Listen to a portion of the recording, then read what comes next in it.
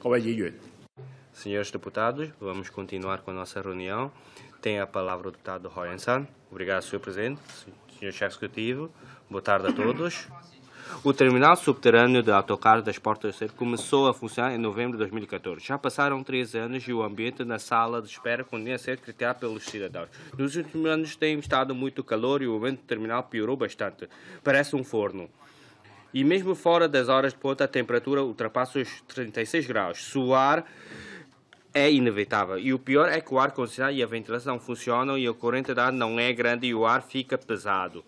Muitos motoristas queixam-se da desumanidade destas condições de trabalho. Alguns têm tonturas, sintomas de hipóxia e dificuldades de respiração. Já foram feitos ajustamentos 5 vezes que ultrapassaram as dezenas de milhões de patacas, mas os resultados não foram os melhores. Senhor Chefe Executivo, o nosso objetivo é construir um centro mundial de turismo e lazer. E as Portas do Cerco são a porta de entrada norte por onde todos os dias passam milhões de passageiros. Como é que uma cidade pode mostrar a sua capacidade de recepção com um ambiente tão mau nas salas de espera do terminal? Em meados de 2016, o governo investiu 6,51 milhões de patacas na optimização do design do terminal. E prevê-se que as obras estejam concluídas em 2017. Mas vai ser necessário muito tempo entre o concurso público e o início das obras. E durante este período, os passageiros e os trabalhadores continuam a sofrer devido às altas temperaturas e aos gases de escape, que são um prejuízo grave para a saúde. O governo tem alguma medida de curto prazo para resolver este problema? Muito obrigado. 行長官閣下。 Faça favor, Sr. Chefe Executivo. Obrigado, Sr. Presidente. Obrigado, Hoyensan. Antes de tudo, queria reconhecer que é uma realidade. Estamos determinados em resolver a questão. Eu também fiz uma visita ao terminal das Portas do Cerco. Esse terminal é o primeiro terminal que é construído no subterrâneo. Só que, segundo a tua situação, a sua situação deixa ainda algo de esperar. Isso é para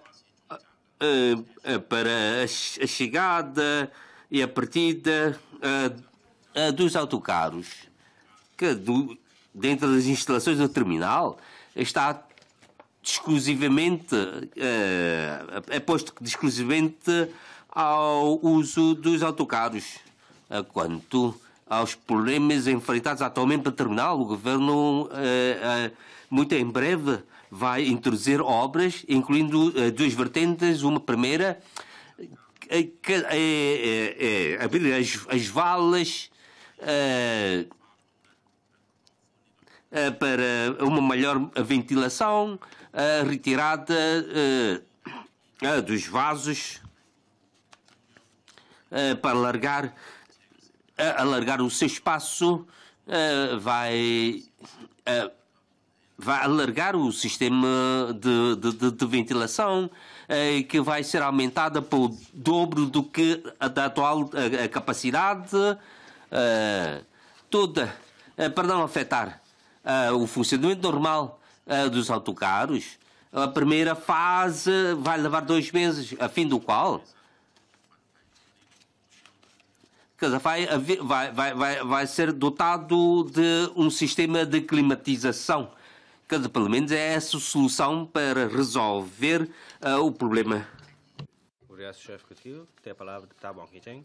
Obrigado, Sr. Presidente, Sr. Chefe Executivo. O envelhecimento da população e a redução do número de filhos nas famílias constituem 2 problemas fundamentais e inevitáveis com que se deparam os países e regiões avançados ao nível internacional. E Macau não é exceção. Por isso, a promoção de nascimentos saudáveis e do aumentar da natalidade assume um caráter premente, sendo também necessário para o desenvolvimento social. O relatório do estudo sobre a política de Macau em 2015 prevê que até 2020 Macau se torne uma sociedade hiper-envelhecida, em que 16% da população será idosa, a população ativa continuará a diminuir e o rácio de dependência dos idosos a subir.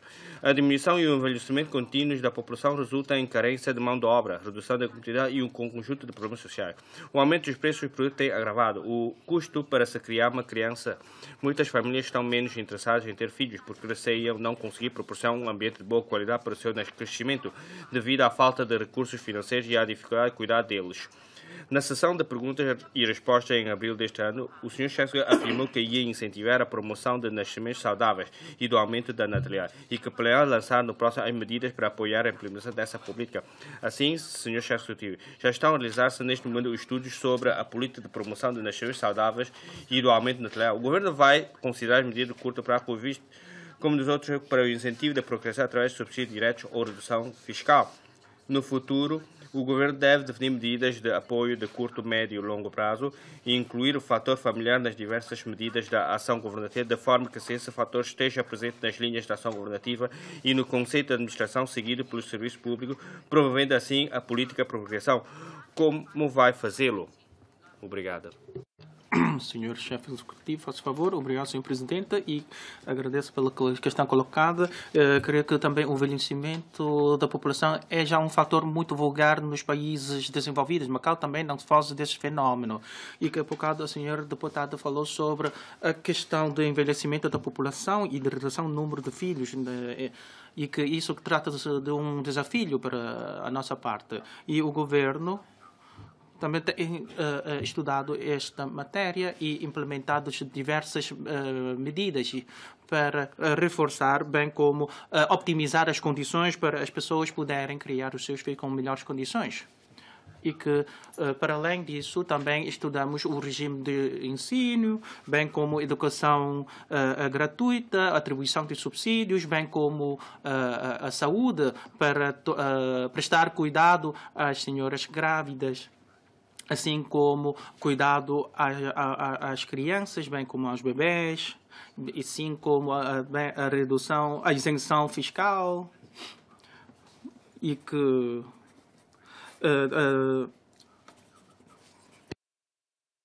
para o subsídio de nascimento que nós atribuímos é agora cerca de 1.957 patacas. E no próximo ano também iremos promover mais medidas. E para além disso, nós também iremos promover o espírito da Lei Quadro de Família. E assim sendo, aumentando mais vagas, ou seja, até 2018 podemos ter cerca de 11.000 vagas nas creches. E também promover as boas relações comunitárias e também incentivar as associações cívicas a prestar também esse apoio. E quanto ao planeamento curto e médio prazo, também iremos pensar em como optimizar os serviços atribuídos às pessoas idosas e aos bebês nos próximos 10 anos. E concordo perfeitamente com a deputada de que nós já tínhamos feito alguns estudos estatísticos e que ter deparado que, como por exemplo em outros países e regiões, muitas pessoas gostam de viver sozinhos ou mesmo depois gostam de, ou seja, mesmo ter casado não querem ter filhos. E temos deparado essa situação e que creio que como uma sociedade livre, cada qual tem a sua liberdade de escolha. Mas mesmo assim também queremos promover nascimentos saudáveis e do aumento da natalidade. E também atribuir mais condições para atenuar a pressão dos pais para criar um filho. E que isso trata de um trabalho de longo prazo. E, se calhar, por causa disso, muitas pessoas não querem ter filhos e encarar essa pressão. E também cheguei a ouvir que, segundo um estudo estatístico de uma região, vizinha de que desde criar uma criança desde a sua nascença até aderir à sociedade tem que despender vários milhões de patacas. Mas, seja como for, Macau trata-se de uma sociedade livre e, independentemente de ser solteiros ou casados, cada qual tem a sua escolha de querer ou não filhos. E que, muitas vezes, os países desenvolvidos, este fenómeno é ainda pior do que Macau. Obrigado. Obrigado, Sr. Chefe Executivo. Tem a palavra a deputada Melida Chan. Obrigado, Sr. Presidente, Sr. Chefe Executivo.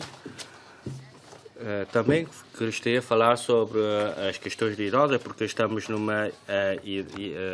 em 2036, os idosos com 65 anos ou mais serão 20,7% da população. Isto é, em cada 5 pessoas é idosa. Estamos a passar de uma sociedade envelhecida para uma sociedade super envelhecida. Por isso, temos responsabilidade de oferecer aos idosos uma vida com mais amor e carinho, para que se sintam... Há pouco o chefe referiu que dentro dos o planeamento de 10 anos vai rever estas políticas, mas eu gostaria de falar vários pontos. Há pouco também referiu que temos que apoiar em vários aspectos. Então, se as políticas do governo é para apoiar as pessoas a viverem na sua terceira idade em casa, no entanto, não temos em conta os idosos para as habitações públicas, porque as habitações públicas só geralmente são de T1 ou T2, e se tivermos T3 podemos ter os idosos nas nossas casas. E sobre os lares de idosos, como é que o governo vai construir os lares idosos? Então, em 2016 a 2025, então, mas agora já estamos em 2017, então qual é a calendarização para a construção de lares idosos? E se os idosos vão para os lares idosos privados, de facto, há discrepância de qualidade nesses lares idosos e não há inspeção do governo sobre esses lares. Então, gostaria de ouvir quais são as políticas aos idosos do governo. Porque os nossos problemas têm que ter em conta as pessoas acamadas e também as pessoas com deficiência mental. Essas pessoas o governo tem que dar mais apoio a essas pessoas. E o que é que o governo tem a dizer sobre os lares para idosos? Muito obrigado. Sr. Chefe do Executivo, obrigado, Sr. Presidente e Sr. Deputado Chan Mei.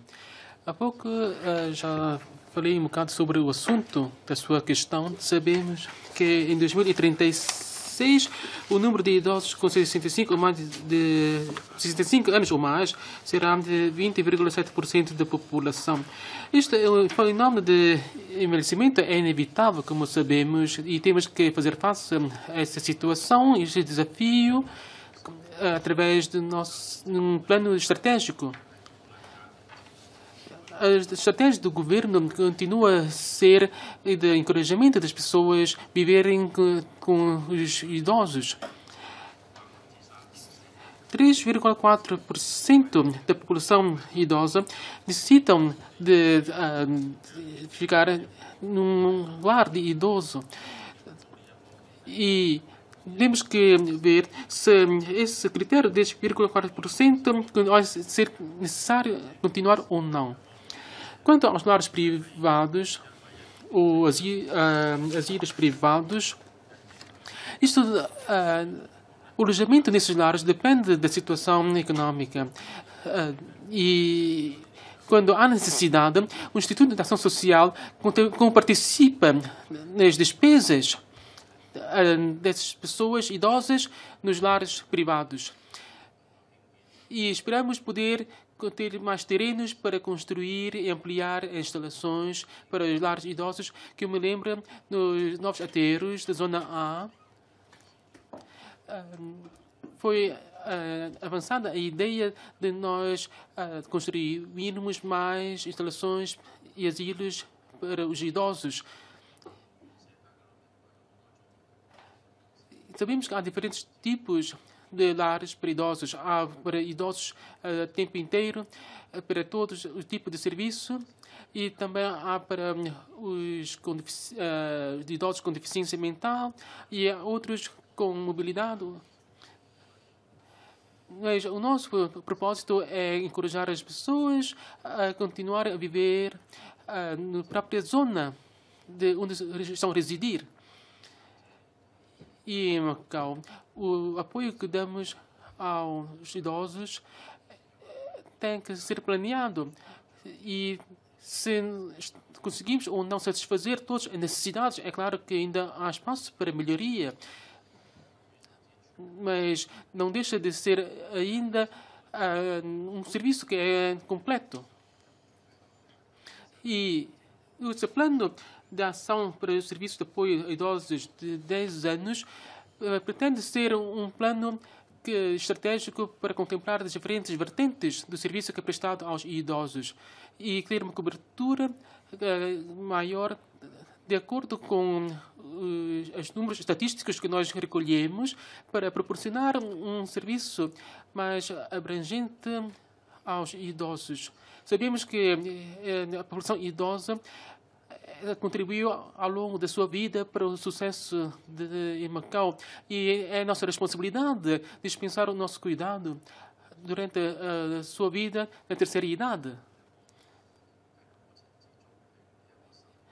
E esse plano nacional de ação para os serviços de apoio a idosos, nós vamos rever essa porcentagem de 3,4% da população idosa e também projetamos construir lares idosos dos novos ateiros para satisfazer as necessidades nesse sentido.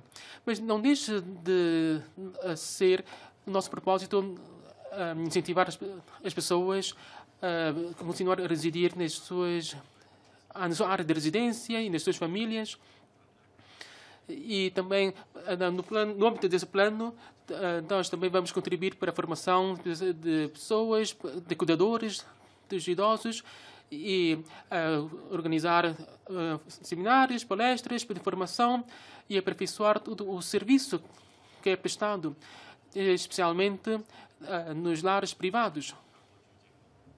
E se o Sr. Presidente concordar, nós podemos disponibilizar um documento para os senhores deputados poderem ter uma visão mais completa do nosso trabalho e do que nós pretendemos concretizar no futuro, incluindo os diferentes tipos de lares para idosos, os centros de cuidados de dia e também as diferentes facetas do nosso trabalho para os senhores deputados terem uma ideia global. Sobre a questão colocada pela deputada Chanmeyi, é um assunto que nós estamos de acordo que é sobre a sua necessidade, mas talvez para a resposta podemos depois facultar um documento por escrito para terem uma visão completa de 10 anos. Tem a palavra para Pereira Coutinho. Obrigado, Sr. Presidente. Sr. Chefe Executivo. Em primeiro lugar, agradeço e estou muito contente que o chefe executivo que referiu que os funcionários públicos deram o seu maior esforço para a sociedade e também ouvi dizer que o chefe executivo referiu que os funcionários públicos resolvem todos os problemas quando há uma grande calamidade.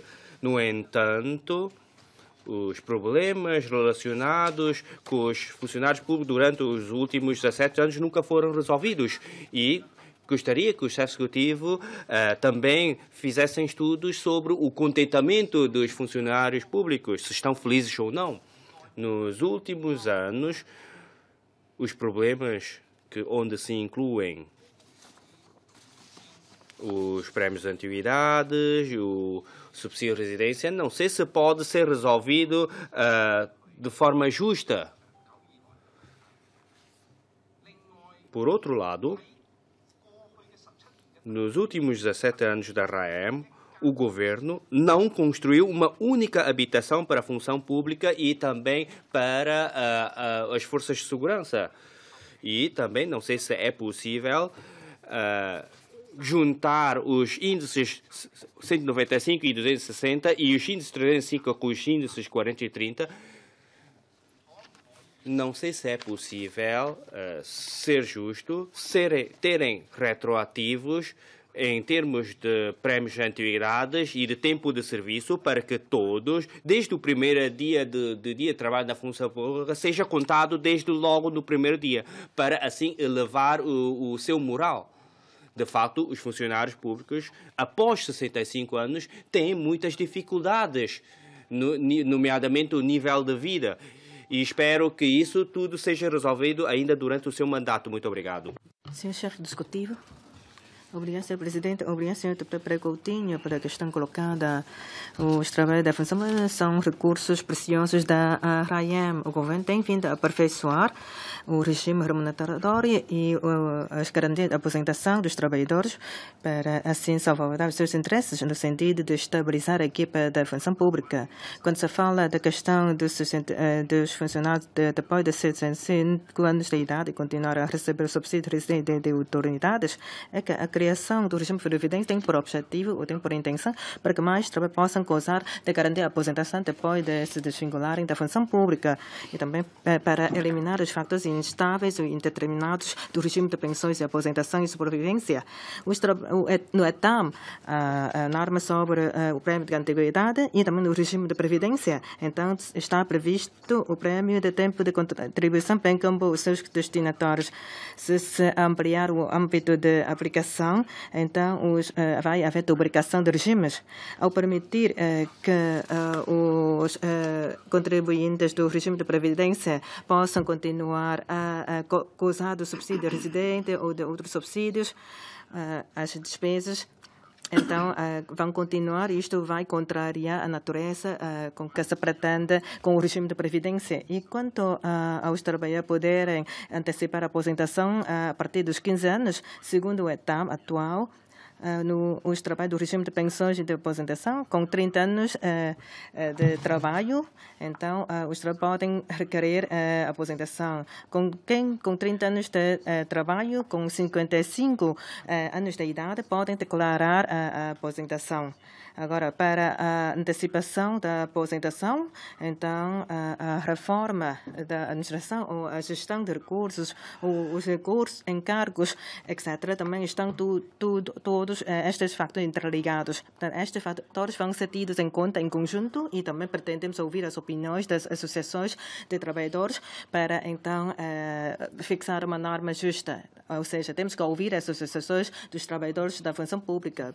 Aliás, quando revimos as leis nesta matéria, isto é feito. Portanto, estamos dispostos a ouvir as associações quanto às questões levantadas pelo deputado Pedro Coutinho. Muito obrigado. Obrigado, chefe executivo. Tem a palavra o deputado Zhang Anting. Obrigado, Sr. Presidente, Sr. chefe executivo.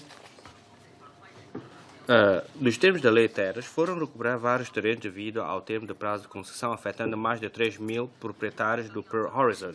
E até já houve idosos que morreram enquanto esperavam. Eu e o deputado Leonel Alves apresentávamos um projeto de lei no qual se apresenta a solução para o problema de recuperação de terrenos, incluindo o do Pearl Horizon. O referido projeto necessita da aprovação do chefe executivo para entrar em processo legislativo. Mas como falta pouco tempo para terminar esta legislatura e estamos em ano de eleições, muitos cidadãos receiam que mesmo que o chefe executivo assine o projeto, não haja tempo suficiente para lhe ser dada a devida sequência. Senhor chefe do executivo, se conseguir entender o que estão a sentir os proprietários em causa, então vai divulgar o ponto da situação do projeto? O caso do pilar danificado do Sinfong Garden aconteceu há cerca de 5 anos, em outubro de 2012. No início, os proprietários ficaram confusos e só em 2014 é que obtiveram apoio financeiro da Associação de Comum e o consentimento de todos para a demolição e reconstrução do edifício. Mas, no final de junho de 2016, os serviços responsáveis mandaram suspender as obras, alegando a recolha de amostras. E os proprietários não percebem como é que, depois de 4 anos, essa recolha ainda não conseguiu ser feita. Senhor chefe executivo, existe algum calendário para a recolha de amostras para que os proprietários possam saber quando é que as obras podem começar e quando podem regressar às suas casas? Espero que o chefe executivo tenha também pressa nesses assuntos. Muito obrigado. Faça favor, Sr. Chefe Executivo. Obrigado, Sr. Presidente. Agradeço as perguntas do deputado Jangante. Quanto ao caso do edifício Pro Horizon, eu já partilhei a ideia e a posição do governo em relação a esta matéria e que está, neste momento, uma ação judicial. No entanto, os deputados já apresentaram um projeto de lei que o governo está, neste momento, a analisá-lo. Este projeto de lei apresentado pelo deputado Chang Anten e pelo deputado Leonel Alves, a senhora secretária Sonny Chan, já está na sua área a proceder aos respectivos estudos e análise da situação, no ponto de situação em relação ao Pearl Horizon. Naturalmente, percebemos a preocupação dos proprietários, mas quanto à questão do edifício Symphony Garden, aproveito esta oportunidade para explicar o seguinte. Isto, se calhar, vai contribuir para avançar com os próximos trabalhos. Desde o acontecimento do caso Symphony Garden, o governo tomou em primeiro lugar em consideração a segurança dos condóminos, adoptando as devidas e necessárias medidas de segurança e contando com o apoio dos moradores e das associações. E depois da confirmação dos peritos e especialistas, aliás, duas soluções, dentre as duas soluções, foi optada a solução de consolidação e reconstrução do edifício, de remodelação. Mas os proprietários esperam que seja avançado com as obras de reconstrução. E uma série de trabalho foi avançado para esse efeito, como, por exemplo, a elaboração da respectiva planta, etc. Como conseguem ver que Macau é uma sociedade harmoniosa, tal como referiu o deputado Jean Anten, que a Associação Comum disponibilizou um apoio financeiro para a reconstrução do edifício. E, para além desta associação, outras entidades e organizações também manifestaram o seu edifício, inclusivamente Tong Sin Tong, que neste edifício dispõe cerca de 32 lugares de estacionamento. E daí que a Associação do Comum, como referi, deram o seu apoio financeiro e o Sr. Wu Sun Him e os seus amigos, de forma gratuita, já injetaram cerca de 50 milhões de patacas para esse efeito e os trabalhos preliminares da primeira fase em relação ao edifício Symphony já foram planeados. Em primeiro lugar, o governo há que então apurar as responsabilidades, tendo em paralelo atenção às medidas de segurança, porque logo no primeiro dia o governo já disse que através da ação judicial para apurar as responsabilidades, porque está em causa o interesse público. E, para o efeito, há que passar pelo tribunal. E, durante este processo, inclusivamente, quer o secretário da altura ou do diretor da altura também já referiram, e os próprios condóminos, e que tinham de conseguir o 100% do direito de propriedade para proceder à reconstrução do edifício. Espero que os senhores possam refletir sobre esta matéria, o que é que o governo já fez e qual é o princípio defendido pelo governo, porque a segurança é o trabalho prioritário que o governo pretende assegurar.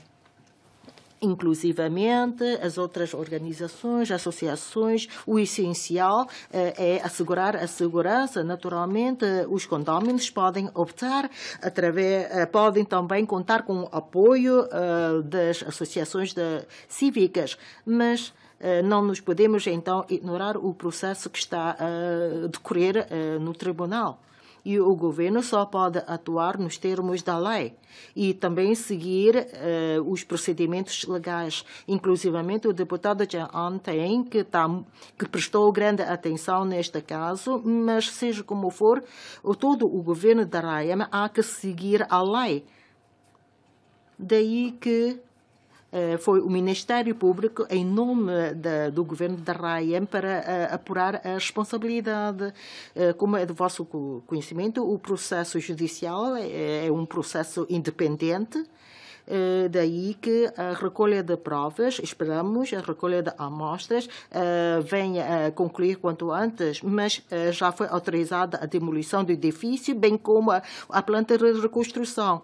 Todos nós vamos envidar os melhores esforços para atingir os objetivos pretendidos. Espero que hoje possa esclarecer melhor a situação. Podemos ainda refletir, mas seja como for, podemos ver que a nossa sociedade é harmoniosa e que todos estão dispostos a ajudar os outros.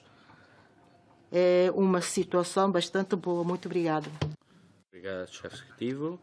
Tem a palavra o deputado Leão Enchai. Obrigado, Sr. Presidente. Sr. Chefe Executivo, face ao atual rápido desenvolvimento social, a segurança de Macau enfrenta um desafio e aumentam as exigências da sociedade em relação ao pessoal das forças de segurança. Assim, não se pode menosprezar o contributo dos agentes de base que trabalham na linha da frente. Estes têm dado o seu contributo silenciosamente e ao longo de muitos anos. No entanto, ainda não conseguiram o devido tratamento e atenção.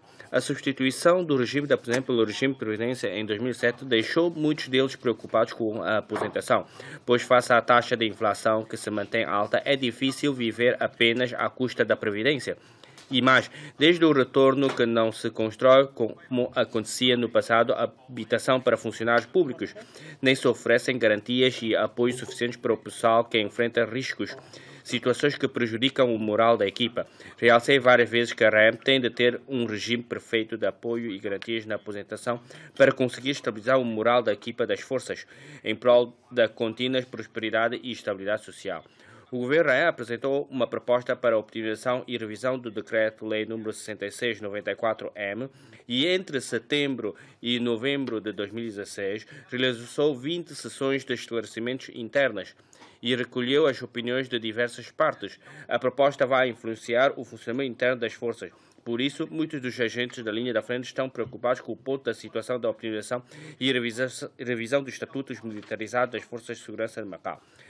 Já se passou mais de meio ano, mas ainda nada foi revelado e também nada se sabe sobre a criação da obra social, tarefa que foi já entregue há muitos anos à direção dos serviços correcionais. Assim, diz-se que o governo da RAEM deu o devido acompanhamento e devida atenção a estes assuntos. Muito obrigado. Faça favor, Sr. Chefe Executivo. Obrigado, Sr. Presidente. Obrigado, Leão Enchai, que tem uma grande responsabilidade que pesa sobre o pessoal das forças de segurança, que tem dado todo o seu contributo para o desenvolvimento de Macau. O governo vai adotar medidas para levantar o moral do seu pessoal. O Estatuto dos Militares das Forças de Segurança de Macau, em 2016, o governo lançou uma consulta para a sua revisão, que os trabalhos foram concretizados em junho e foram abertas várias sessões de esclarecimento. Os trabalhos estão já na sua reta final e esperamos que no próximo ano, aliás, no primeiro trimestre, a ser apresentada à Assembleia Legislativa para apreciação. Está já listado no plano das ações para o próximo ano. O governo está determinado em aumentar as regalias e os direitos do pessoal das forças de segurança. Quanto à criação da obra social, da direção dos serviços correcionais, que os estudos já estão estão em curso e que o regulamento vai ser publicado muito em breve no boletim oficial. E vamos criar um centro de recreio de atividade para o pessoal, para os guardas profissionais. O governo tem disponibilizado um regime de aposentação que é benéfico para o pessoal. No Coritano, o governo já atribuiu 110 habitações para os funcionários, dentre eles algum pessoal das Forças de Segurança. Obrigado, Sr. Chefe Executivo. Tem a palavra o deputado Xanon. Obrigado, Sr. Presidente. Sr. Chefe Executivo. Boa tarde a todos. O Plano Quinquenal de Desenvolvimento da RAEM define como estratégia a prosperidade de Macau através da educação e a construção de Macau com talentos. Para elevar o nível da população, há que elevar o da educação, incluindo o ensino regular, permanente, especial e o ensino para idosos. Segundo os intercensos de 2016, 9,8% da população de Macau são idosos com mais de 65 anos, portanto, uma sociedade que é já envelhecida. E esse envelhecimento acarreta novas exigências para a educação, em particular ao nível da educação para adultos, do ensino permanente e do ensino para idosos. E neste último caso, as instituições não são suficientes. Para além do IPM, onde foi criada a Academia do Cidadão Sénior, com 480 vagas, existem poucas, portanto não se consegue dar resposta às necessidades e assim é difícil incentivar os idosos a continuarem a servir a sociedade. O planejamento a médio e longo prazo do ensino para idosos e do ensino permanente e o reforço dos investimentos reveste de enorme significado para os idosos e para o desenvolvimento social, podendo contribuir para os idosos se sentirem mais capazes e enérgicos, transformando-os em recursos humanos complementares. O investimento do governo na educação não parou de subir nestes últimos anos, mas devido à falta de mecanismos regulares para o efeito, a taxa anual desse aumento não é estável em Portugal no âmbito do subsídio à escolaridade gratuita. O governo deve dispor de um plano de investimento da educação global e, claro, Sr. Chefe Executivo, perante o crescente envelhecimento da população e para apoiar os idosos na aposentação, especialmente para satisfazer as suas necessidades ao nível do ensino permanente e do ensino para idosos, de que medidas dispõe o governo para salvaguardar o desenvolvimento saudável e sustentado dos diversos tipos de ensino regular, permanente, recorrente e especial, concretizando as estratégias de prosperidade de Macau através da educação e construção de Macau com talentos. O governo vai criar mecanismos regulares para o investimento em educação. Muito obrigado. Senhor Chefe Executivo, obrigado, Senhor Presidente, e agradeço pela questão colocada. O governo tem vindo sempre a envidar esforços para optimizar os serviços destinados para os idosos, a fim de, ou seja, para que os idosos possam ter uma vida contida na sua velhice. E em relação a ensino dos idosos, para idosos, e de acordo com a nossa estatística, o plano, de acordo também, cerca de 28 mil idosos têm aderido ao plano de desenvolvimento de aprendizagem. E que também a Academia de Cidadão Sénior tem também cerca de 480 alunos por ano. E esperamos que possam também, esse plano pode ser também, ou seja, receber mais alunos e também a melhorar este plano. Que esse também é muito importante. E, para além disso, e também temos criado um grupo de voluntários idosos. Há bocado falou sobre educação e... Ou seja, em 2014, as despesas de educação foi mais de 1.900 mil milhões. Em 2015, 9.500 mil milhões e em 2016, mais de 1.000 milhões. Ou seja, o aumento foi significativo. E dentro desses 11 anos, o aumento é quádruplo. E anualmente, este aumento é cerca de 15,7%. Ou seja, esse crescimento é significativo. E como é que nós vamos garantir isto? Também no plano quinquenal, também tínhamos definido para garantir a mobilização de recursos para o ensino e para a formação de talentos para Macau. Obrigado. Obrigado, Chefe Executivo. Tem a palavra, deputado Maçoi Curie. Obrigado, Sr. Presidente.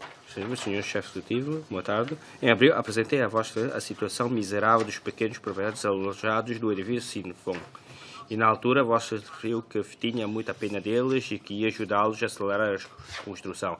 Eles ficaram muito contentes com a resposta. Agora é visível a olho nu a situação degradante deste edifício, classificado como perigoso há 5 anos. Corrosão e ferrugem nos suportes raros condicionados. portas e janelas quase a cair, seguradas apenas por cordas, e desprendimento de cimento e mosaicos, que podem cair a qualquer momento e causar perigo aos ausentes. Quando isto acontecer e alguém tiver de assumir responsabilidade, serão os pequenos proprietários a pagar a conta? Afinal, o governo pensou nestas pessoas bondosas e colocou-se na sua pele. Eles disseram que, apesar do azar que tiveram, não queriam ver o edifício deles prejudicar a vida e os bens dos outros residentes. Assim, a pedido dos pequenos proprietários, venho perguntar mais uma vez a Vossa Excelência o seguinte. Os governantes repetem que atuam nos termos da lei, mas se fossem pequenos proprietários do edifício Sinfão, acha que se sentiriam desesperados por estarem desalojados? Já se passaram 5 anos e, a fim de evitar que o Sinfão se torne um perigo para o interesse público e uma ameaça a qualquer momento para a vida dos ausentes, os serviços competentes não podem dar um tratamento especial, tomando quanto antes medidas para reparar e reforçar a fachada e as instalações deterioradas? Mais importante ainda, quando é que o edifício vai ser reconstruído para os pequenos proprietários voltarem a ter casa? Muito obrigado. Senhor chefe executivo, faz favor. O incidente do Jardim Sinfão, depois da sua ocorrência, os serviços públicos já colocaram os dispositivos de fiscalização e foi detectado que a sua estrutura continua segura até agora. Os serviços de obras públicas também, em 2015, informou os moradores do edifício para dialogar com a Macau Empresa Social Limitada e sobre a aprovação da sua reconstrução. E esse empreendimento já foi autorizado. Em 2016, foi recebida a informação do Ministério Público de que não é conveniente proceder à reconstrução ou demolição do edifício. E o governo está atento à situação do edifício e da fachada e informou os moradores para fecharem as janelas, as suas portas, as suas frações autónomas. E há certas partes comuns dos corredores onde as lojas continuam abertas e num estado mais deteriorado. E é por isso que as autoridades competentes vão novamente informar os moradores para fecharem as janelas e assegurarem-se de que a situação da fração está segura. E serão também tomadas medidas para assegurar a segurança pública. E os órgãos administrativos vão tomar medidas para que a reconstrução venha a ocorrer quanto antes. E por isso está a ser alvo de atenção das autoridades. Tem a palavra o deputado Chan Jiamou. Obrigado, Sr. Presidente, Sr. Chefe Executivo. Boa tarde a todos. A cerimónia da assinatura do Acordo Quadro para o Desenvolvimento da Estratégia da Grande Baía, Guangdong, Hong Kong, Macau, teve lugar em Hong Kong no dia 1 de julho e contou com a presença do presidente da China, Xi Jinping. O Acordo Quadro visa impulsionar a construção da Grande Baía, Guangdong, Hong Kong, Macau, e contribuir para aprofundar as trocas e a cooperação entre o interior da China, Hong Kong e Macau. É relevante para elevar a competitividade de Hong Kong e Macau na participação na estratégia de desenvolvimento nacional. O objetivo de referir o quadro é promover a construção do Centro Mundial de Turismo e Lazer, da plataforma entre a China e os países de língua portuguesa e da base da coexistência, troca e cooperação da diversidade cultural com a predominância da cultura chinesa. Senhor Chefe Executivo, a fim de atingir o objetivo da construção da base da coexistência, troca e cooperação da diversidade cultural com a predominância da cultura chinesa e da participação da estratégia, de que política e medida plano concreta o governo dispõe? Muito obrigado. Senhor Chefe do Executivo, faça favor. Obrigado, Sr. Presidente. Obrigado, Sr. Deputado Chan Jiamou, pela questão colocada.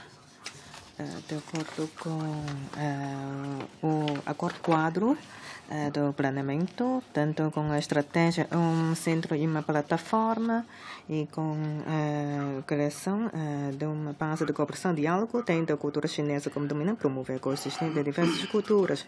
E esta base é também uma estratégia do país no sentido de reforçar a concorrência geral. E também trata-se de um resultado ou consenso depois de amplo estudo com a sociedade. Isto reflete também a responsabilidade de Macau. E quanto aos planos e medidas em concreto, este plano é o seguinte: no plano quinquenal da RAIEM, tanto a criação de uma cidade cultural, ou seja, criar a imagem cultural de Macau como uma estratégia de desenvolvimento. Macau vai ouvir as opiniões da sociedade para concretizar este objetivo, continuar a desempenhar as características culturais de Macau para implementar a troca de culturas nesta região da Grande Bahia e, através dessas trocas e intercâmbios, implementar o desenvolvimento cultural e criativo e para promover o desenvolvimento e a prosperidade da Grande Bahia.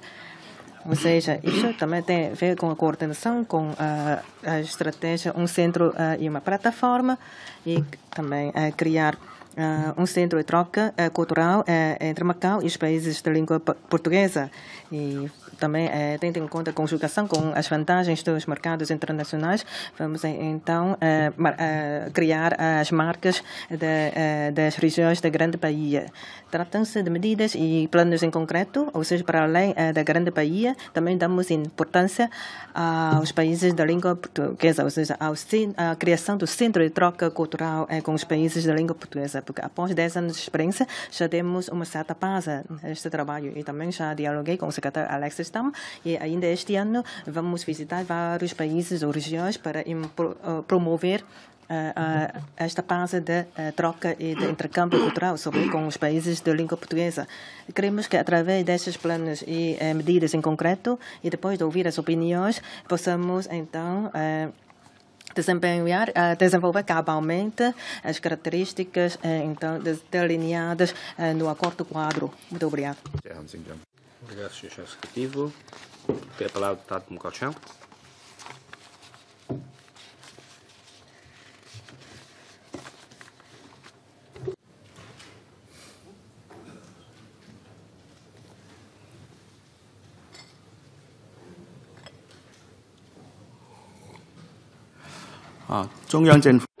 O governo central autorizou o governo a terá 350 hectares na zona dos Novos Jateiros e definiu que esta se destina a dar resposta às necessidades habitacionais dos residentes. Sugiro que se aplique a esses terrenos o conceito de terras de Macau para agentes de Macau. Há alguns anos, e gostaria que o chefe executivo referir que há alguns anos o governo solicitou à instituição académica que efetuasse um estudo sobre o assunto. Contudo, como naquela ainda não nada havia em relação a obras dos Novos Jateiros, a instituição não podia conjugar o conceito com os terrenos dos Novos Jateiros. Agora as obras estão quase a acabar, mas não há planos para aplicar o conceito de terras de Macau para agentes de Macau na zona dos Novos Jateiros, nem para disponibilizar habitação aos residentes naqueles terrenos, com vista a dar resposta às suas necessidades habitacionais. E também não há mecanismos que o garantam. E a população está preocupada que os terrenos possam, de repente, ser divididos também entre os aristocratas devido à eleição do chefe executivo por um pequeno grupo de pessoas em conluio, com vista a garantir que os terrenos que destinam a proteger a instituição. Pergunto mais uma vez ao chefe executivo o seguinte: não pode ser criado um regime jurídico que não contraria o direito de propriedade, garantindo um sistema que limita a compra de habitações dos novos jateiros à residência? Se arrastar a decisão sobre estas soluções, se houver fuga às responsabilidades e se esperar pelas próximas eleições para o chefe executivo, vai haver conluio e troca de interesses nos casos de permuta de terrenos. Recentemente, alguns residentes que amam a pátria em Macau solicitaram aos deputados para relembrar ao chefe executivo e os titulares de apresentar cargos pela presidência civil. É feio os dirigentes fugirem às suas responsabilidades. Espero que assumam as responsabilidades, dando resposta às necessidades habitacionais dos residentes e implementando o conceito terras de Macau para agentes de Macau. E todos esses terrenos só sejam utilizados por os residentes permanentes de Macau e que apenas tenham só uma propriedade de Macau para que isso seja uma política de longo prazo da política de habitação de Macau. Muito obrigado. Sr. Chefe Executivo, faça favor. Obrigado, Sr. Presidente. Agradeço ao deputado Mkocha as suas perguntas. Em 2009, o Governo Central aprovou as obras de aterro numa área de 350 hectares em Macau. E com este espaço, com esta autorização, bem mostra o apoio e atenção do Governo Central dada a Macau. E já para esta zona de aterros, temos também objetivos definidos. Esses terrenos destinam-se para salvaguardar a vida de qualidade de Macau, para o desenvolvimento estável socioeconômico de Macau. E em 2010, o governo da RAEM já definiu, então, os objetivos com base naquilo que acabei de referir, e também vamos reservar terrenos para a construção de habitações e também aproveitar esta zona para promover o desenvolvimento econômico, bem como a construção, para levar a cabo o objetivo de tornar Macau num centro de turismo e lazer a nível internacional. E nesta zona dos novos aterros, e durante o planeamento desta zona, o governo lançou consulta pública em 3 fases distintas, por forma a ouvir a opinião da população. E este conceito de terras de Macau para agentes de Macau, também houve consulta de instituições que procederam à análise deste conceito, como sendo analisar o apoio a ser dado à camada de sanduíche para poder aceder a uma habitação e também adotar um novo modelo de habitação e que, em termos de desvantagem, é capaz que este conceito vai conduzir as pessoas a um entendimento errado no sentido de ser meramente os residentes de Macau a poderem ter habitações. E daí que também pode isto causar uma concorrência de recursos de solos entre os residentes. Daí que este conceito de terras de Macau para agentes de Macau se encontram, então, as suas vantagens e desvantagens. E depois da aprovação pelo Governo Central, também foram definidos os critérios e princípios para o aproveitamento dos terrenos de Macau. E nos últimos anos, o Governo, de acordo com as leis, tem vindo a resolver os problemas relacionados com os nossos solos. Da minha parte, eu acho que tudo pode ser resolvido desde que observamos que está definida na lei, porque a nossa lei define bem clara a lei de terras e também a lei de planeamento urbanístico, inclusivamente aquelas novas zonas a serem obtidas através dos novos aterros, bem como as 3 consultas públicas realizadas. Creio que, conjugando com tudo isto, a preocupação do senhor deputado pode ser ultrapassada. Eu creio que quer no meu mandato ou no futuro, porque temos lei que vamos então seguir. Temos a lei de terras, a lei de planeamento urbanístico e também em diferentes ocasiões já cheguei a referir que todos os dirigentes e chefias do governo têm de atuar de acordo com a lei e, naturalmente, todos nós vamos então atuar seguindo o princípio primário da lei. Então, como repito, temos a lei de terras e a lei de planeamento urbanístico. Vamos trabalhar de acordo com as leis. A minha pergunta é que durante aquela instituição não estavam viradas para estudar os novos aterros. Espero que o chefe tenha atenção a este ponto. Deputado Wonhifei.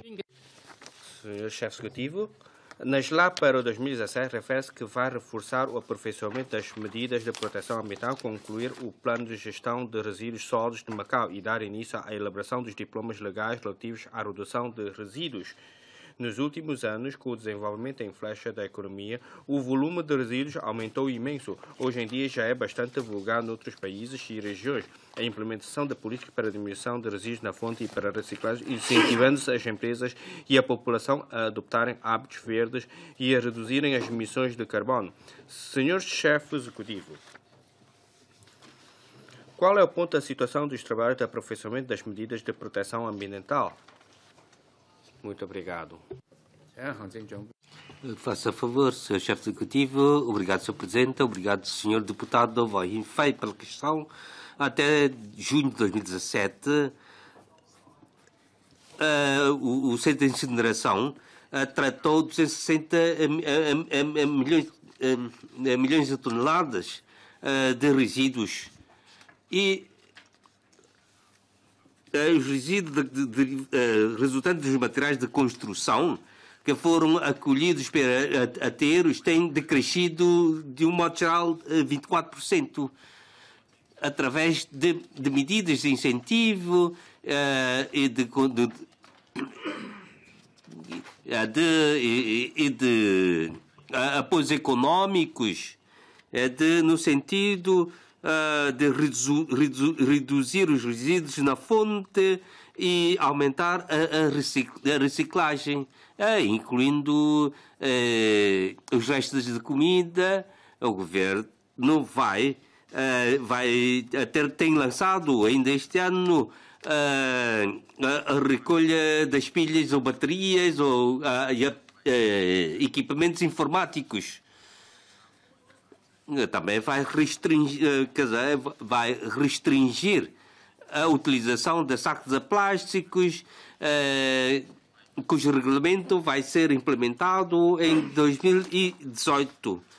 Vamos melhorar e optimizar as nossas instalações ambientais, por exemplo, de aumentar as instalações da central incineradora, alargar as ações de promoção à educação.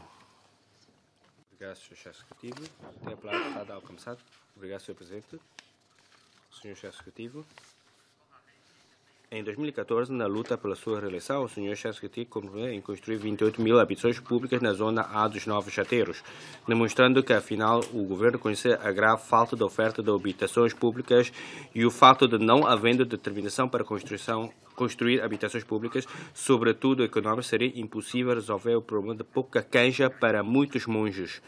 Por isso, esse compromisso do chefe executivo obteve o reconhecimento da sociedade. Contudo, a maior deficiência desse compromisso é a falta de calendarização e agenda para a sua concretização. Segundo a chefe do chefe executivo na altura, isto até era para ser gradualmente concluído em 2020 ou 2021. Porém, o mandato vosso termina em 2019, ou seja, o cumprimento deste compromisso vai excedê-lo. Portanto, duvida-se que venha a ser honrado. Há até quem considere que tal compromisso não passa de bluff.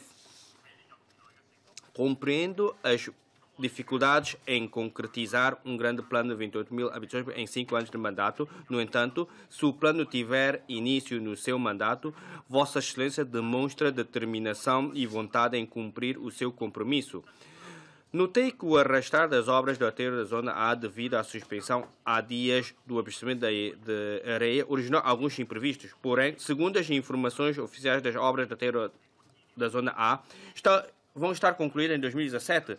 Portanto, vai haver condições para iniciar em 2018 o referido plano de construção de habitações. Neste momento, também deveria ser possível avançar com os trabalhos preliminares de planeamento da respectiva construção, com vista a que logo após a conclusão das obras de aterro se possa entrar na fase de construção.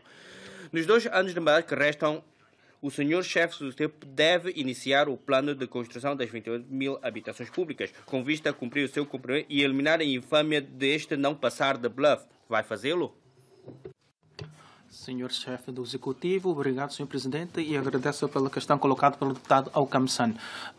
Ou seja, atribuir, ou seja, concretizar o sonho da população de ter uma habitação própria. E este também é o objetivo do governo, e o governo tem envidado esforços no lançamento das obras de construção de habitações públicas. E também tem feito estudos sobre a situação de habitação de Macau e também a nível de procura de habitações. E que no próximo mês de setembro iremos concluir esse estudo para saber como é que nós vamos avançar o nosso planeamento. Quanto à questão da zona A, dos novos aterros urbanos, como foi dito também por causa do abastecimento de areia, foi demorado, prolongado as obras. E agora, com o apoio do governo de Guangdong, nós podemos concluir o nosso projeto em 2017, ou seja, o aterro da Zona A. E após esse estudo feito, nós podemos, a seguir, com base dos dados, de elaborar um plano de longo prazo, bem como os planos para a construção das habitações. Já tínhamos divulgado que nós iremos construir 28 mil habitações na Zona A. Entre esses, 4 mil são habitações privadas. E, para além disso, também iremos construir as pontes de ligação entre a Península de Macau e a Ilha Artificial. E estão essas obras em curso. E também já tínhamos avançado com 3 auscultações públicas, assim como o planeamento da construção das habitações. E assim, bem como o planeamento da rede viária e ainda de submeter ao CPU o projeto do plano urbanístico. E para podermos depois avançar com o concurso público. E com as experiências que nós tínhamos adquiridos na construção de habitações públicas, sobretudo também tendo em conta as necessidades dos residentes, nós iremos escolher, ou seja, a construção de instalações complementares, bem como instalações comunitárias junto dessas habitações públicas e avançar já com essas obras de construção, para que esses residentes possam já usufruir dessas instalações. Obrigado, chefe executivo. Tem a palavra o deputado Leão. Ok. Obrigado, Sr. Presidente. Sr. Chefe Secretário, a fim de concretizar a diversificação industrial e elevar a competitividade de Macau, é preciso começar pela educação para formar talentos suficientes e diversificados e depois ajudar os jovens a entrarem agora no mercado de trabalho e fixar-se em Macau e a promover o seu empreendedorismo. No âmbito das políticas de educação, sugiro que na política de educação gratuita se acrescente um ensino superior gratuito de 4 anos para permitir a mais estudantes a possibilidade de completar o ensino superior e atenuar os encargos das suas famílias. Quanto aos estudantes que tiram cursos na instituição do ensino superior do estrangeiro, deve-se simplificar os procedimentos de aprovação de bolsas de empréstimo, com vista a elevar a cobertura do ensino superior. Em relação aos jovens que entraram há pouco no mercado de trabalho, sugiro que se aproveite o atual local de corridas de galgos para construir residências para jovens, com natureza de benefícios sociais, com vista a fornecer-lhes casas transitórias com renda baixa. Ao mesmo tempo, cria-se uma plataforma especialista de orientações empreendedoras, com vista a dar apoio aos jovens no que respeita a residência, empreendedorismo e plano de vida profissional. O Sr. Chefe Executivo vai considerar acrescentar na política de educação gratuita o ensino superior gratuito de 4 anos e simplificar os procedimentos de aprovação de bolsas de empréstimo, com vista a permitir aos estudantes de famílias com diferentes níveis de rendimento a oportunidade de receber igualmente educação, independentemente da sua capacidade econômica. O Sr. Chefe Executivo disse que ia considerar introduzir nos novos tipos de habitação econômica a concepção de residências para jovens. Então, vai considerar aproveitar o atual local das corridas de galgos para a construção dessas residências? Muito obrigado. Sr. Chefe Executivo, obrigado, Sr. Presidente, e Sr. Deputada Leon Kei pela sua questão. O governo preocupa-se com o crescimento e desenvolvimento dos nossos jovens e, por isso, o sistema de educação é um sistema regular de longo prazo e, neste momento, está a implementar um ensino gratuito de 15 anos. E 90% dos alunos conseguem prosseguir seus estudos superiores. Estamos, neste momento, a ter todos os instrumentos para continuar esse sistema. E nas escolas primárias e todo o ensino secundário é gratuito em Macau. E proporcionamos também condições para aqueles que prosseguirem os seus estudos universitários depois do ensino secundário. Há diversos suportes que nós temos de apoio aos nossos jovens, como é o caso de apoios pecuniários, bolsas de empréstimo e diversos tipos de auxílio para que os nossos jovens não venham a deixar de prosseguir os seus estudos por causa de sua situação financeira. E sobre essa extensão do ensino gratuito ao ensino superior, vimos que em Macau, neste momento, para um curso de 4 anos de ensino superior, há muitos alunos graduados que terminam os seus estudos e, em termos de rácio, pode ser muito inferior em relação aos outros países. Isto quer dizer que na formação dos nossos jovens do ensino secundário, 90% prosseguem os seus estudos superiores. Se nós asseguramos também essa gratuidade do ensino superior a esses jovens, temos que ver se é aconselhável ou não. Nós apoiamos os nossos jovens para que não deixem de prosseguir os seus estudos por causa de sua situação financeira. E agora vimos que há muitas mais vagas, tanto no nosso país, na China continental, como no estrangeiro, onde eles podem continuar os seus estudos para além de Macau. E no futuro, a redução prevista de alunos do ensino secundário implica que podemos ter mais vagas disponíveis. E com essas medidas de apoio, eles têm as condições já asseguradas. E essa proteção, se for demasiada aos nossos jovens, isso pode ter um efeito que nós pretendemos, ou será que essa proteção demasiada vai ter uma repercussão a nível da sua capacidade de concorrência? Para um curso de 4 anos, em cada ano, depois, se nós cada ano que passar, nós podemos ter um número suficiente de alunos graduados e isso também vai implicar um equilíbrio da estrutura do mercado laboral. É um ponto que nós temos que considerar. E quanto ao terreno do canídromo, nós temos agora um destino que é dado para o local e pretendendo com esse terreno elevar e promover a qualidade de vida dos moradores daquele bairro. E não vai ser destinado para qualquer finalidade comercial ou hoteleira. Só vai ser utilizado para fins educacionais e de lazer.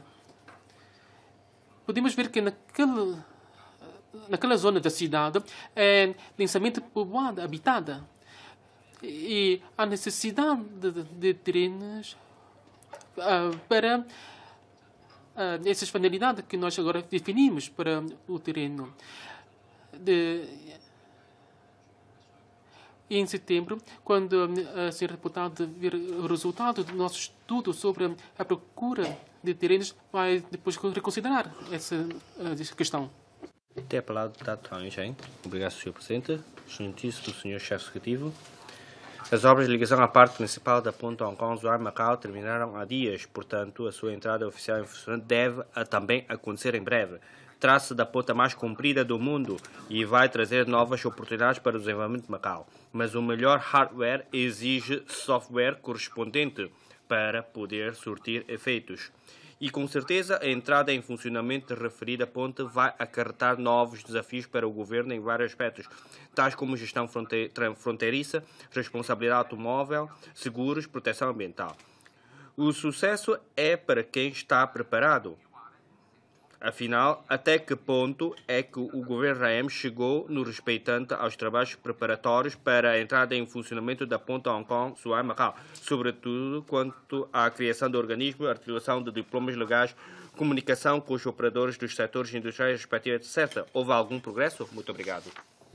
Senhor chefe do Executivo, obrigado, senhor presidente, obrigado, senhor deputado Tang Hiu Chen. Quanto à construção da ponte Hong Kong, Zhuhai e Macau, a sua construção vai ajudar na construção da grande Baía Guangdong, Hong Kong, Macau e na promoção de uma maior integração de Macau no desenvolvimento do país. E quanto à criação de mecanismos, quanto ao modelo de passagem fronteiriça ao ponto de situação de construção, uma série de trabalho foi desenvolvida. Quanto à aplicação da lei, o salvamento transregional, os governos das 3 regiões vão definir mecanismos para, assim, garantir a segurança e bom funcionamento, por exemplo, dos 3 postos fronteiriços. Isto inclui o acordo de cooperação na aplicação da lei nos postos de Zhuhai e Macau e também mecanismos de partilha das informações e também mecanismo de cooperação contra incêndios e mecanismo de comando in loco para o salvamento interregional e mecanismo de cooperação no salvamento interregional terrestre. O grupo de interserviços do governo realizam reuniões periódicas para preparar a operação e a gestão da ponte após a sua abertura à circulação automóvel. E quanto aos equipamentos na zona da administração do posto de Macau, vão ser criados autosilos, ou seja, são facultadas instalações para o setor logístico e há autosilos para o estacionamento dos caminhões e veículos ligeiros, tanto que atravessam a fronteira. E agora, da ponte Macau, serão facultados 3.000 lugares para os veículos ligeiros e 2.000 lugares para os motociclos. Estão também em estudo as soluções para a construção dessas instalações para o setor logístico. E no pressuposto de garantir qualidade e segurança, os trabalhos estão a decorrer a ritmo estável. Segundo o prefeito, prevê-se que no final do ano é possível então ter as condições básicas para a circulação de automóveis. Os 3 governos estão a esforçar-se a promover os trabalhos, como sejam os serviços, também estão ou seja, as instituições das 3 regiões estão a negociar um modelo inovador de cooperação para encontrar uma solução viável de seguro automóvel e facultar aos proprietários dos automóveis vias expeditas de aquisição de seguro. Os governos das 3 regiões lançaram também em conjunto um concurso público para a exploração de shuttle bus que circula entre os postos e prevê-se que em meados de agosto poderá ser divulgado o resultado preliminar sobre quem vai ser o adjudicatário. E quanto à política de circulação e as cotas, os trabalhos de negociação estão a decorrer e quando se chegar a consenso haverá lugar a uma divulgação conjunta. E quanto ao trânsito transfronteiriço entre Hong Kong e Macau, isso tem a ver com a operação e a fiscalização das 2 regiões, as cotas, os diplomas legais, a gestão de pessoas e veículos, o regime de seguro. Portanto, vários trabalhos estão em negociação. Os resultados serão divulgados quanto antes, uma vez havendo consenso. E os serviços competentes de Macau estão a rever os regulamentos administrativos sobre o transporte terrestre transfronteiriço de passageiros, incluindo o regulamento de transportes rodoviários interurbanos de passageiros. Portanto, com a entrada em funcionamento da ponte, vai ser levada a fluidez de circulação de mercadorias e vamos enfrentar essas novas oportunidades. Eu creio que esses trabalhos, então, vão ser divulgados em cada fase. Trata-se de uma grande obra das 3 regiões. Tem a palavra o deputado Choi Sai-Chuen. Obrigado, Sr. Presidente, Sr. Chefe Executivo. Com o desenvolvimento da internet, as transações via telemóvel já se generalizaram no dia a dia dos residentes do interior da China. Quando estes compram bilhetes de avião e de comboio, fazem compras, comem fora, etc., podem efetuar os pagamentos via telemóvel. Não precisam de andar com dinheiro e as maiores vantagens são a conveniência e elevada eficiência. E recentemente, fruto do desenvolvimento dos pagamentos via telemóvel, foi lançado no interior da China um modelo de supermercado sem empregados para apoio às informações e vendas e sem caixas. Macau está mais desatualizado que o interior da China e a legislação não acompanha. Portanto, muitos residentes e empresas mantêm uma atitude de desconfiança. A construção de uma cidade inteligente é um objetivo importante da ação governativa do nosso governo. E a generalização dos pagamentos via telemóvel deve ser parte importante e integrante dessa construção, contribuindo para promover o desenvolvimento socioeconômico. Por exemplo, Macau é uma cidade internacional de turismo e a maioria dos seus visitantes provém do interior da China. E se não oferecermos um modelo de pagamento que se articule com o do interior da China, a vontade de consumir pode ser afetada e, sendo Macau parte integrante da Grande Baía, Guangdong, Hong Kong, Macau deve criar quanto antes um modelo de consumo compatível com as cidades vizinhas. Sr. Chefe, de que políticas e medidas dispõe o Governo para promover o pagamento via telemóvel? Muito obrigado. Faça favor, Sr. Chefe Executivo. Obrigado, Sr. Presidente. Agradeço as perguntas do deputado Choi Sai-chan. Acelerar os trabalhos para a construção de uma cidade inteligente trata-se de uma prioridade constante do Plano Quinquenal de Macau. Tem por objetivo elevar a qualidade da população de Macau e também promover o desenvolvimento socioeconômico de Macau.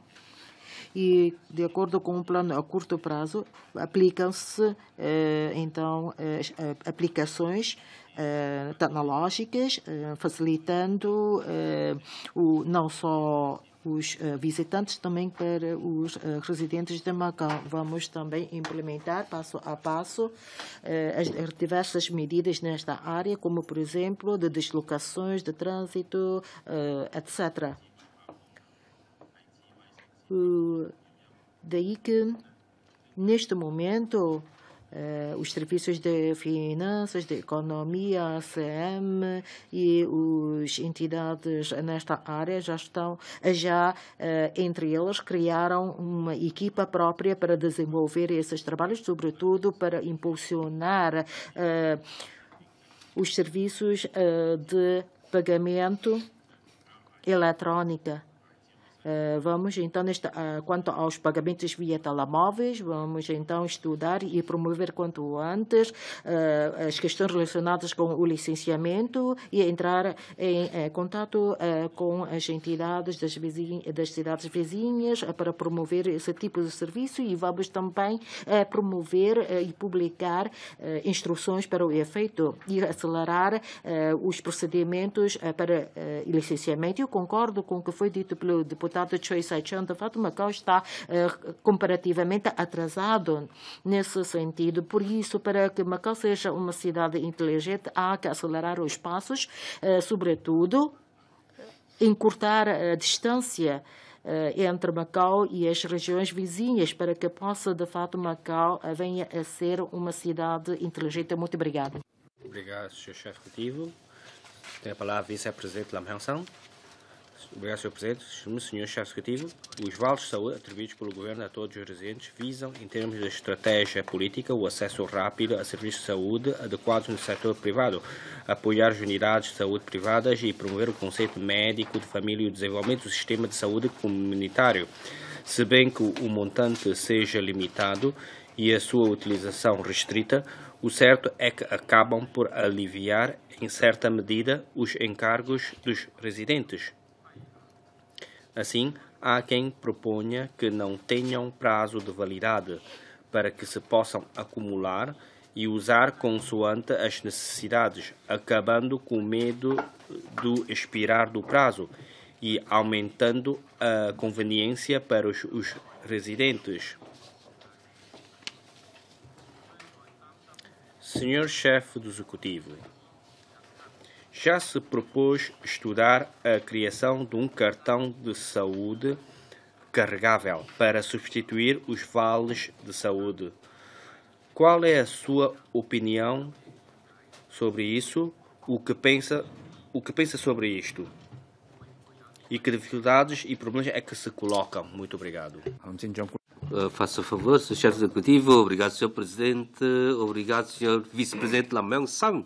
Em 2009, o Governo lançou os vales de saúde e começou com um novo modelo de cooperação. Segundo estatísticas, esses vales de saúde são utilizados por 80% da população. Que 90% a utilização dos vales quer dizer, a utilização de 90%, 80% da população imprimiram os vales de saúde. Isto para encorajar os residentes a utilizarem, a ter acesso aos serviços prestados pelos consultórios médicos, de forma a aliviar os trabalhos dos serviços de saúde público. E encorajar os residentes a utilizar os vales de saúde como uma forma para obter o serviço de médico de família. A validade não é mais do que para os residentes de Macau possam ter acesso a uma saúde primária através dos vales de saúde. A situação está a ser revista por parte do governo, que no estudo, quer dizer, eu vejo que os serviços competentes estão a estudar em prorrogar o seu prazo para 16 meses, sob o ponto de perspectiva. Quer dizer, a impressão por 80%, a utilização por 90%, se acumular o preço, tanto até que se possam ter acesso a um serviço médico. De um modo geral, utilizamos o termo como 3 anos, 12, 3 anos, mas o rumo da orientação é para que o seu valor possa ser acumulado por durante 12, 3 anos. Porque a primeira é a prevenção e atacar as doenças desde o seu surgimento. É por isso que nós emitimos os vales da saúde. Vamos estudar. Obrigado, Sr. Chefe Executivo. Tem a palavra o deputado Chanyin Lap. Obrigado, Sr. Presidente. Sr. Chefe Executivo. Boa tarde a todos. Em 2015, o Governo lançou a aplicação Talmão com informações sobre os serviços de saúde. Para muitos dos meus amigos é bastante conveniente porque podem aceder às listas de espera do Condição Januário, dos centros de saúde, do Qianwu e das entidades de saúde não lucrativas e podem escolher o que tem menos gente. As informações abrangem também medicamentos, registros de saúde, promoção da saúde e amamentação, etc. Isto facilita a vida dos cidadãos e assume-se como um meio de promoção em coordenação com a construção da cidade inteligente, incluída no plano quinquenal. Esta aplicação tem várias vantagens. No início deste ano, o Governo lançou o Sistema de Registro de Saúde Eletrônico, concretizando a interligação entre o São Januário, os centros de saúde e o Qianwu. Um grande passo para a partilha de recursos na saúde. E, sendo eu médico, este plano tem todo o meu apoio. No entanto, há pessoas que querem saber qual é o ponto da situação deste sistema tão bom. Quantas pessoas já se registaram? O governo tem medidas para o optimizar? Existe algum plano para o desenvolvimento e promoção dos serviços inteligentes na saúde? Por exemplo, um plano para facilitar as consultas e um plano para a telemedicina? Gostaria de ouvir as opiniões do Sr. Chefe Executivo sobre isso. Muito obrigado. Senhor Chefe do Executivo, obrigado, Sr. Presidente, e também agradeço pela questão colocada pelo deputado Chanyin Lap. De acordo com o plano quinquenal, também está explícito que a construção de uma cidade inteligente em Macau e que para que possa haver mais meios informáticos e para facilitar a população a aderir aos serviços de saúde. E após o retorno à pátria, também tínhamos concretizado várias medidas, bem como a digitação dos serviços e também os serviços sem os papéis, a fim de garantir ou salvaguardar a segurança dos serviços. E em 2015 foi lançada a aplicação do telemóvel com informações sobre os serviços de saúde para conseguir facultar informações à população sobre, por exemplo, a situação de urgência do Hospital Condição Januário, etc. E também pode permitir à população saber, ou seja, consultar as informações e que cerca de 1,7 milhões de cidadãos tenham aderido a esse serviço. E também foi lançado um sistema de registro de saúde para conseguir ter esta interligação entre os centros de saúde e os nossos serviços, ou seja, diferentes serviços de Macau. E já temos cerca de 6.000 residentes registrados nesse sistema. E esperamos que possamos aderir mais meios informáticos no setor de serviços de saúde. E também concordo muito com o senhor deputado e que nós iremos continuar a otimizar os serviços inteligentes na saúde e também investir mais nesse sentido, especialmente na consulta, bem como a promoção do plano telemedicina. Obrigado. Obrigado, Sr. Chefe Executivo. Tem a palavra o deputado Liberal Alves. O Gabinete para a Proteção dos Dados Pessoais foi criado com a natureza de projeto há 10 anos. Hoje assim continua, sendo que em março de 2018 terminará a terceira prorrogação da sua existência enquanto projeto. Por isso mesmo, o Gabinete em causa tem apenas o estatuto de mero observador e não membro na Conferência Internacional de Comissões de Proteção de Dados Pessoais. Para que Macau fique representado ao mais alto nível internacional no mesmo patamar que os restantes países e regiões, é necessário que, no nosso ordenamento, a Autoridade de Proteção de Dados Pessoais seja uma entidade pública estabelecida por legislação apropriada. Deve ser garantida à Autoridade de Proteção de Dados Pessoais um grau apropriado de autonomia para desempenhar as suas funções, nomeadamente quanto ao estatuto responsável máximo face ao poder político e à capacidade de apresentação de relatórios anuais diretamente ao chefe do Governo ou ao órgão legislativo, bem como autonomia nos impulsos de investigação. A falta de acreditação a nível internacional coloca em xeque o reconhecimento de legitimidade e credibilidade às suas decisões, bem como gera desconfiança nos operadores económicos que diariamente lidam com questões neste âmbito, sobretudo numa sociedade internacional como Macau. Gostaria, por isso, de perguntar a Vossa Excelência se será o Executivo a ponderar alterar em breve a natureza do Gabinete, indo assim ao encontro das recomendações internacionais e elevando a credibilidade da RAEM e do seu sistema jurídico na proteção dos dados pessoais. Muito obrigado. Senhor Chefe do Executivo, obrigado, Sr. Presidente. Senhor Deputado Leonel Alves, por sua questão. A proteção da privacidade tem a ver com a segurança dos dados pessoais. Está ligado com o interesse de cada cidadão e também o assunto de caráter internacional e de grande amplitude. O governo dá grande importância ao trabalho do Gabinete de Proteção de Dados Pessoais e este gabinete foi criado há 10 anos com a responsabilidade da fiscalização e coordenação da Lei de Proteção de Dados Pessoais e também para executar os trabalhos referentes à proteção da privacidade.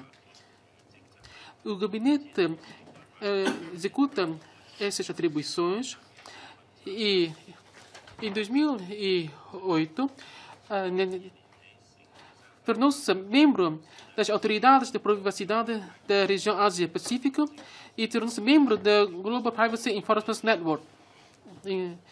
E ao longo dos tempos tem vindo a participar em eventos internacionais como observador.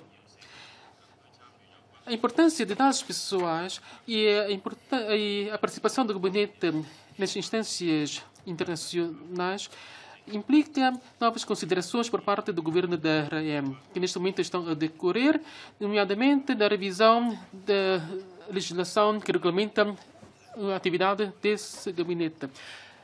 É por isso que eu posso dizer que neste momento estão a decorrer os trabalhos legislativos nesse sentido.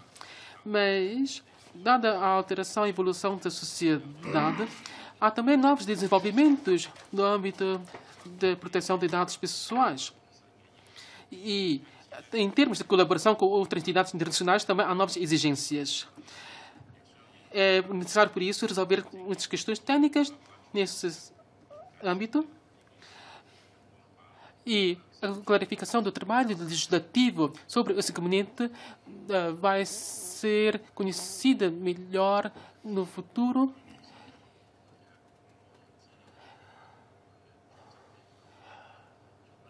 E a sua transformação em equipe de trabalho para uma entidade regular vai ser estudada. Obrigado, Sr. Chefe do Estado. Hoje, já o Sr. Chefe do Executivo respondeu às perguntas dos 30 deputados inscritos. Mais uma vez, em nome da Assembleia, agradeço a presença do Sr. Chefe do Estado, dos membros do Conselho Executivo e dos membros do Governo nesta sessão. Declaro encerrada a reunião.